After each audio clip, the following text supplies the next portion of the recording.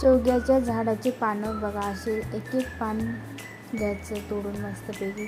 पान तोडून घेतल्यानंतर याला स्वच्छ धुवून घ्यायचं. अगोदर पाणी ठेवायचं गरम करायचं थोडं बघा, 2-3 पाण्यात दोन पाणी या गरम पाण्यामध्ये टाकून द्यायची भाजी. आणि याला 2-4-10 मिनटं मस्त शिजून घेतली आणि त्यात गार पाणी टाकून याला मस्त असं पिळून घ्यायचं.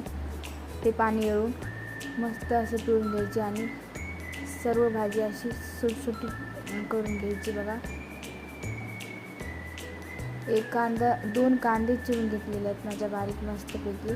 आणि लसूण एक कुटून घेतलेला आहे.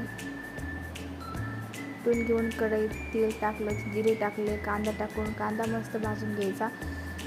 आणि लसूण टाकून याला मस्त भाजून घेऊया. भाजल्यानंतर याच्यात टाकायची लाल मिर्च पावडर. तुम्ही लाल मिर्च पावडर ऐवजी हिरवी मिरच्याचं पण कुटून टाकू शकता. मग लाल मिरच पावडर टाकली. याला मस्त मिक्स करून घ्यायचं बघा, असं तिखटनुसार. आता आपण हे पानं टाकून देऊन याला मस्त पानं मिक्स करून घ्यायचे आणि चवीनुसार मीठ टाकायचं. खालीवरी करत राहायचं. खालीवरी केल्यानंतर 5-10 मिनिटानं आपली भाजी रेडी आहे. व्हिडिओ आवडला असता तर लाईक, शेअर अँड सबस्क्राईब. धन्यवाद.